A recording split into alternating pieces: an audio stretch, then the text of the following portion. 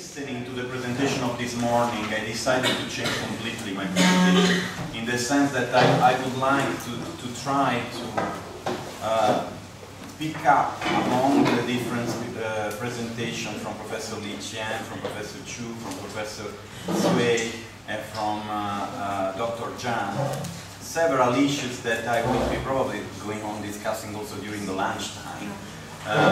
But I want to raise here with you because they do connect perfectly. Sometimes as lawyers, when in the program of lawyers we do have a philosophy of law, legal theory, sometimes also political theory, but we do not give so much importance to these topics as in a faculty of law.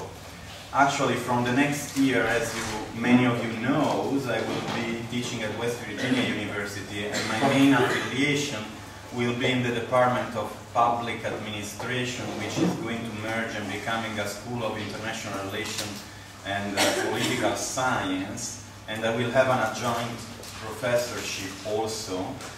So my tenure will be in the Department of Public Administration and the adjoining professorship at the School of Law. So my attempt will be indeed to bring together students from public administration, political science, international relations, and lawyers together to look into matters like this and others from a multidisciplinary perspective. So this workshop of today is quite important for all of us, but I suppose that can be important also for all of you to broaden your mindset to topics that you are not maybe used every day to do it in the academic daily life.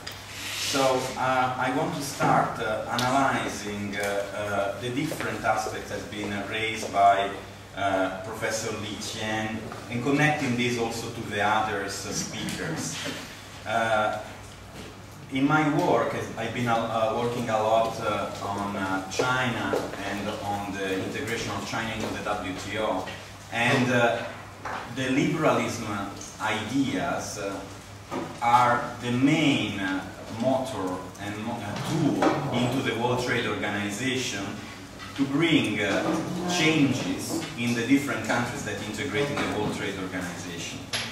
But one of the big lackness of the system, of the WTO system, is exactly that the WTO adopt these rules for the different country in an external way, so without really taking into consideration the needs and the necessities of the individual country. So without taking really in consideration the social, environmental, cultural, and sometimes also political issues that happen for different countries. Of course, it's fundamental at the WTO level to maintain a clear position. By contrary, if you always take and try to consider the specific problems of the countries, then you will not have respect of the international agreements. But from the other side, it's very important that among scholars, we do try to understand which are the limits of the liberalism, so that these advantages that liberalism can bring, but also make it very clear which are the advantages that liberalism bring to the countries. So the presentation of Professor Li Qian, when he's speaking about liberalism decline, I do agree with the following comments, that when we do have a crisis, we go back to regulation, like you say, Fernando. But when everything goes well, we push the things in a way that we need to go back again to regulation. So the real problem is not being liberalist or anti-liberalist, but it's to try to find a way which these liberal ideas brought together also sustainable development. And it was my comment to the presentation of Professor Chu. What is the meaning for me of sustainable development? Because the sustainable development principle and concepts are so broad and so vague that many people do have plenty of different ways to interpret it. from my point of view, is to try to push to globalization in a way that you do not forget the individual needs of the countries. How to balance that? So you need to globalize. First of all, why we need to globalize? It's not a matter of choice. It's a fact. So we do have internet. We do have opportunity of communication that in the last 20 years have been developing so tremendously. We cannot fight against that. We cannot, it's like having a fight with something that you cannot win this fight. So we need simply, in my opinion, to have clearly in mind which are the risks and which are the advantages and the disadvantages. So the starting point is that we are in a world which is globalized and we cannot avoid it. So the liberalism decline mentioned by Professor LIBEAC give me the conviction that there is no possibility, from my point of view, in reading what you said and reading also what Chu Tianbia and Professor Tsui, who left us for personal reasons,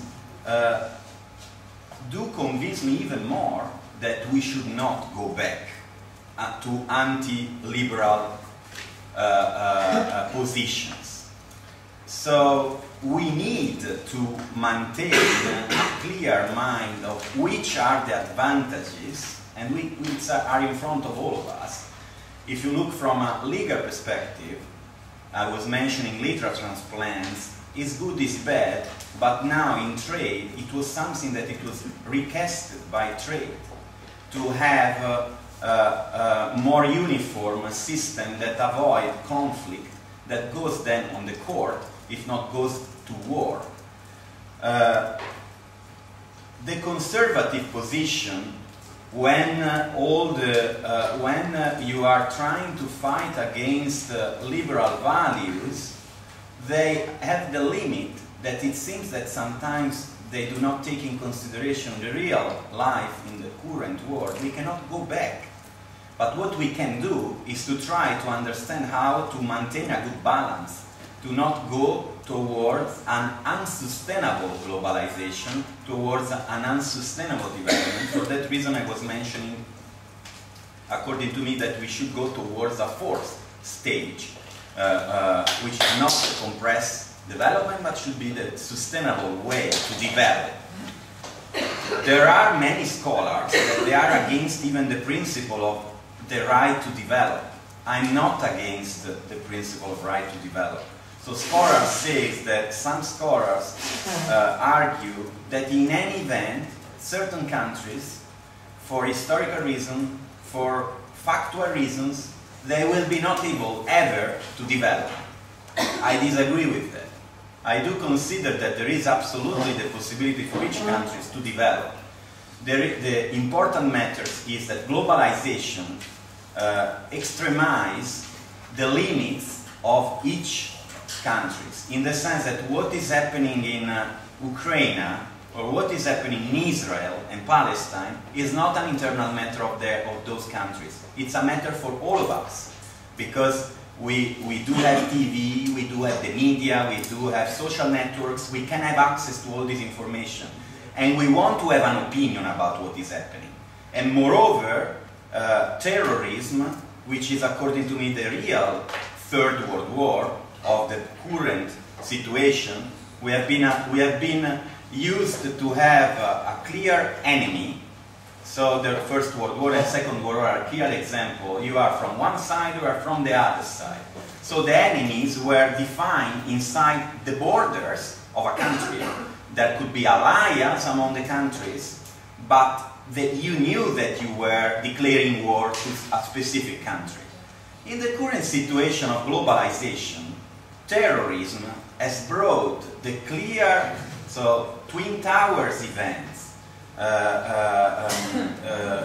the terrorist attack in Spain, all these events in London, all these events has clarified clearly to us that the limits, the advantages and the disadvantages of each country then became a worldwide problem, even through terrorism. Terrorism, why is connected to the topic of today? Because we are talking about social, environmental, cultural rights. We cannot forget that our rights can be really affected by a war, can be really affected by some external elements like terrorism. So those who are against liberal values forget that the liberal values are potentially the possibility to bring out from poverty countries that if they do not get out from poverty, they are now not separated as in the past because we are globalized, so everybody knows the health and the wealth, apart from probably North Korea, because they were good enough in limit the possibility for the population to get information of what is happening outside. But in many other countries it's clear that certain situations are of really deep poverty, and those countries, beside having development or receiving subsidization by groups or clans of terrorists, jihad, like jihad, they would decide the easiest way. So being against liberal values, it's practically, according to me, impossible for the current situation. I was also very interested in the comment of Vanessa when he made reference to science and democracy. According to me, what is happening in China is definitely a good thing, because science is bringing democracy. Because a science should not be seen as separated. Science means to have access to information, to develop, to have access to technology, to have the possibility to have air condition here, to have the possibility to have PPT.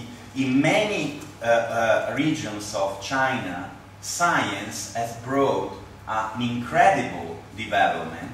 This is democracy? I do think so, because we need to first start from really the basic rights, right to food, right to water, social and economic rights, to be able then to go further if decided by the specific country in analysis. So it's not up to us, external visitors and friends of China, to decide which is the right way to develop democracy. It's up to Chinese counterparts to do that. But science and the help we can give through science to China is tremendous, according to me. Then, of course, we can further discuss about the concept of democracy, but I think that the lecture from Professor Daniel Bell give us enough elements to understand that there could be other ways of thinking of democracy. Maybe this Professor Daniel Bell was asking me if there were North American students inside the class. I was wondering why he's asking me specifically if there are North American students, because probably what he was describing would have not been acceptable in Canada or United States in the way he was presenting. But for me, for example, it's not a contradiction what Daniel Bell was saying, because we do not decide which is democracy. We do have to evaluate different situations in the different contexts, and also historically. What is happening in China, it has been happening also in many other countries. In UK, violation of human rights was day-by-day done in the United Kingdom during the Industrial Revolution, with the exploitation of women and children for labor objective. So science can help a lot to improve technology, to improve and help the population to come out and have better life and better access to knowledge, access to social and economic rights. Regarding the speech of Professor Cui, I was also very interested in different matters, and I think I would like to go deeper with the analysis, because it's something that I was not well aware of what was happening in the reform of the public sector. I've been working a lot about state-owned enterprises because a very interesting topic also from a WTO perspective, because from the WTO perspective, state-owned enterprises they are absolutely normal companies, multinational companies. They are not automatically connected to the government, even though we perfectly know that the state-owned enterprises, they will be often, and they are often subsidized, so somehow against fair trade and normal free trade rules of the WTO. But knowing that state-owned enterprises now, they are not going simply to act in a market economic way, but they are going to help the development of and the support to the local population. This is a fantastic exception that can be brought by China, for example, in front of the WTO in case some problem would come out. Why? Because it's not acceptable that a country uses state-owned enterprises to subsidize its market, but it can be if it is justified by local or regional development issues. So if the state-owned enterprises that they, in our perspective of Western countries, needs to be national, needs to be put in the market and privatized, become a way for China to rebalance development, in a way economic market development with a social, economic, cultural, environmental rights concern, that would be a great way. We need to see if it's really going to be implemented and is going to be respected by the state-owned enterprises and by local governments, because Professor Chu clearly described the relation between central and local governments. Loyalty sometimes works. At time, the fragmented authorities limit the interest and the volunteer from the central government to adopt certain steps. So I'm not sure that all the state-owned enterprises based in provinces far from Beijing, they are going automatically to disclose all the information on the turnover, on the really gains of the company, to give the quota decided by the government. Professor Cui was mentioning 30%. Is it really going to be true? We will see. Probably Professor Cui has left, but Professor Tianbiao, maybe you know, you can reply to this question.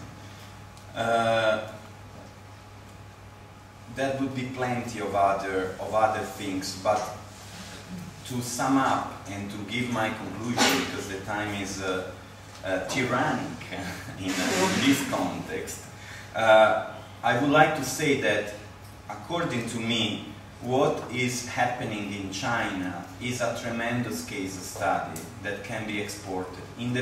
We are now all the time speaking about Western categories, legal transparent from United States and from Europe to China. Somehow it seems that we consider, even the Chinese scholars sometimes, correct me if I'm wrong, Professor Li Chen, Professor Chu, sometimes the Chinese scholars seems that they consider that European and American model are example to be followed. I'm not sure if somehow also Europe and United States should maybe take in consideration take in consideration certain aspects of the development that is happening in China. I'm not referring to the lecture specific of Daniel Bell, but more specifically on the behavior, on the direction that currently the Chinese government is taking already for already a few years now.